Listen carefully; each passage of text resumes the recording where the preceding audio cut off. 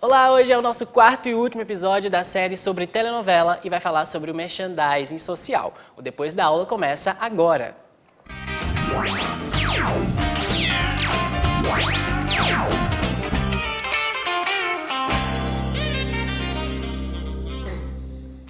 E mais uma vez nós recebemos aqui no estúdio o nosso professor Luiz Fernando Araújo, que é expert em telenovela há 20 anos. Inclusive ele já escreveu livro sobre isso, mas eu quero que você conte isso no final do programa. Tudo bem. Tá? A gente vai falar sobre isso, que ele já me contou aqui no intervalo. Mas olha, eu queria começar perguntando a você se existe uma receitinha para aquilo de, por exemplo, o Manuel Carlos, ele sempre traz uma Helena, né? Toda novela do Manuel Carlos tem uma Helena e as pessoas ficam naquela expectativa, ou ficavam, né? Quem vai ser a próxima Helena do Manuel Carlos, né? E a Glória Pérez, ela sempre gosta de trazer culturas diferentes, né, de outros países para suas novelas. Existe uma receitinha que dá certo? Olha, entre os autores, cada um tem a sua... Essa pergunta seria bom que você estivesse entrevistando um autor. Sim. Eu não sou autor, mas assim, eu sou um pesquisador. Mas para você como Assim, pesquisador... eu acho que não há uma receita. Eu acho assim, a receita é uma boa história. Você vai contar uma história de uma Maria, de um João, de um Caio, de um Luiz ou de uma Gabriela. Aí você vai colocando ali os ingredientes. E esses ingredientes são conflitos, clímax, que vai dar esse novelo, porque a novela é um novelo. Então você vai criando isso. Por exemplo, no caso de Manuel Carlos, ele sempre gostou de um nome Helena. Então, onde ele colocou? Colocou nas suas novelas. Então, ele colocou nessas novelas todas essas Helenas para parabenizar as mulheres. Porque vem essa Helena, vem de onde? Essa Helena, para homenagear as a Helena de Troia, da Grécia, que foi uma grande heroína. Então, ele coloca essas mulheres. Aí você vê em Glória Pérez. Glória Pérez, ela trabalha muito com merchandising social, né? Que é colocar na novela para chamar o telespectador para uma reflexão. Na última novela de Glória Pérez, A Força do Querer, ela colocou uma moça que era uma menina que queria virar um menino. Então mostrou todo o trabalho da família, dessa aceitação, da não aceitação.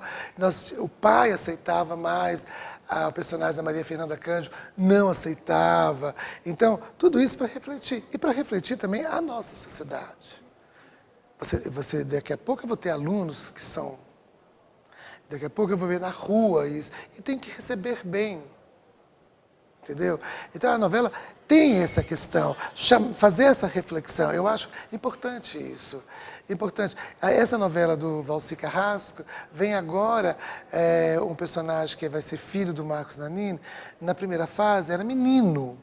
E quando chega, não sei qual o capítulo que vai vir uma menina trans, uma atriz trans, que vai vir como mulher e vai ter todo esse choque. O Marcos Nanini vai ter o choque, a Rose Campos vai ter o choque, mas isso vai ser construído na novela toda, para que essa família aceita muito bem esse personagem e faça com que nós, telespectador, também aceitamos.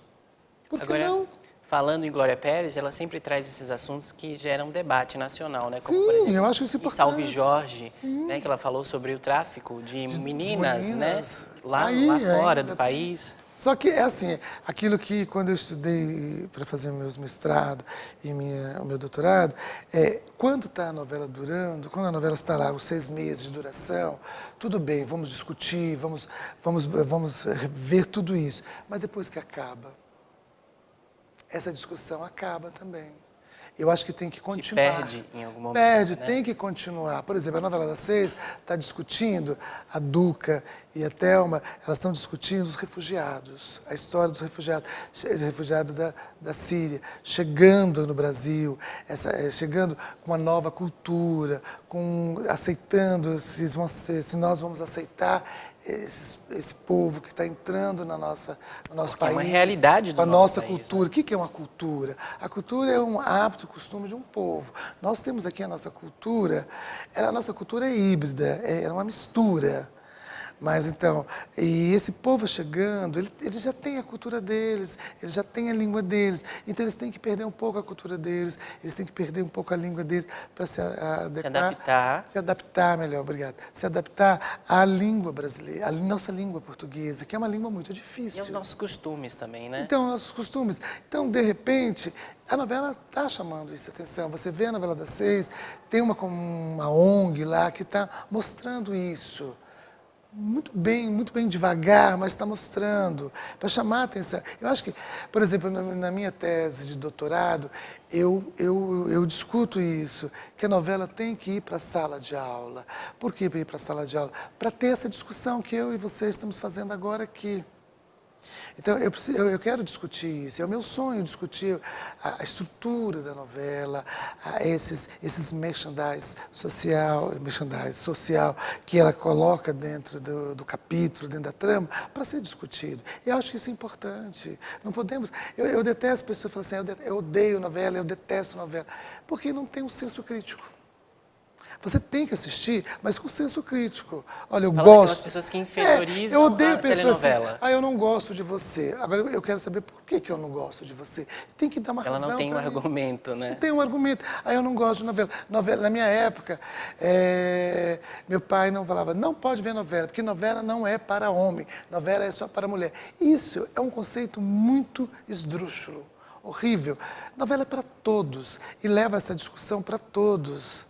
Então, a pessoa, quando eu vejo pessoas assim, no meu meio acadêmico, falando, eu detesto novela, por que você estuda isso? Eu acho isso tão pobre, essa pessoa, porque ela precisa ler mais, ela precisa ver. Ali você tem a nossa cultura, você tem outras culturas, como Glória Pérez, em suas novelas, trouxe a cultura da Índia, ela trouxe a cultura agora do Belém do Pará, se não me engano, da Força do Querer, a dança do carimbó, a menina dançando. Falou sobre tráfico de crianças. Tráfico de criança também. Então, eu acho que isso é importante. Isso leva a uma discussão, a gente tem que discutir. Cultura americana em América. Sim, vamos ficar só na cultura americana, Nike e outras coisinhas babacas? Não, vamos discutir a nossa realidade mesmo.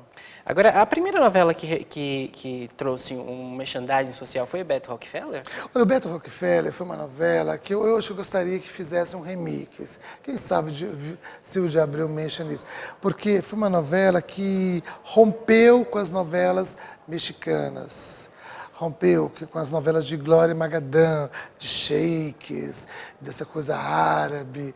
E foi uma novela trazendo a nossa realidade. Aí foi a novela que trouxe a nossa realidade. O Beto Rockefeller não é um herói, é um anti-herói.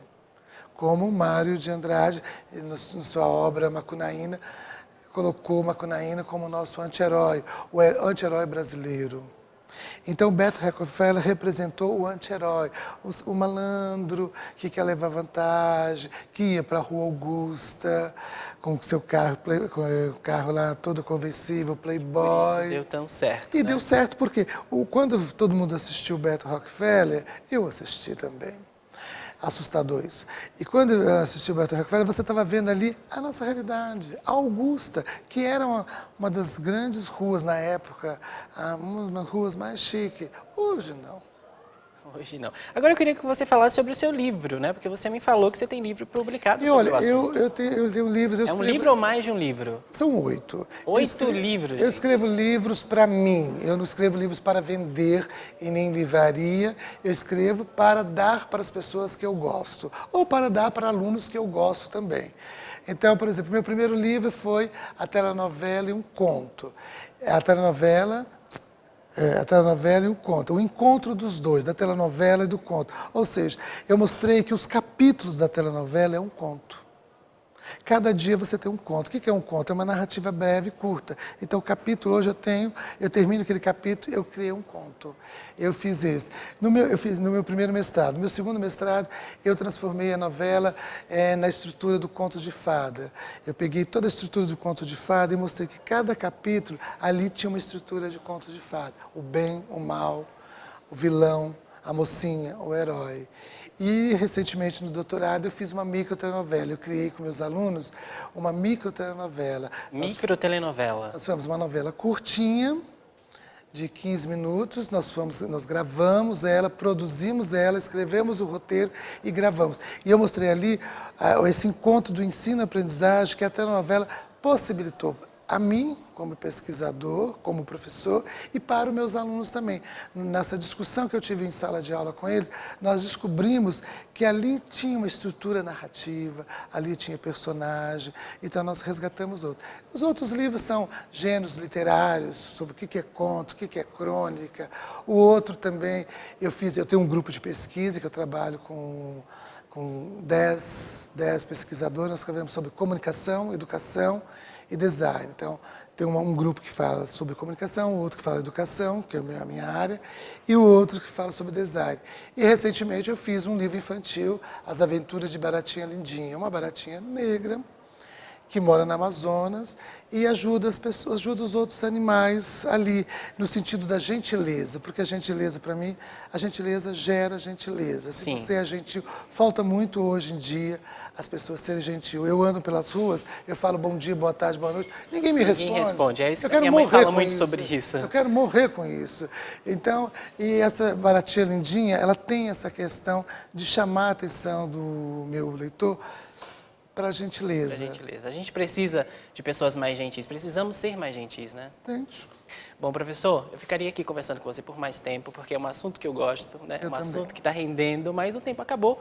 E esse é o último episódio dos 4 episódios dessa série sobre telenovela. Queria agradecer a você que nos acompanhou aí pelo YouTube, agradecer também o pessoal que está assistindo a gente aqui no estúdio e agradecer a você, professor, por nos dar essa aula, né, sobre telenovela. A gente falou muito e muito obrigado. Quero agradecer também a possibilidade da universidade de ter me colocado. Os meus alunos estão aí, Caio, Gabriela, Luiz, a Yuki, que briga muito comigo em sala, mas está aí assistindo.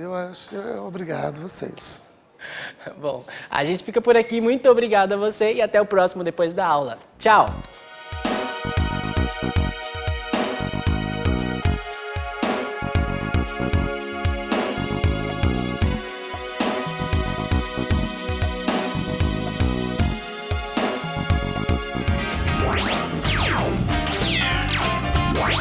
Wow.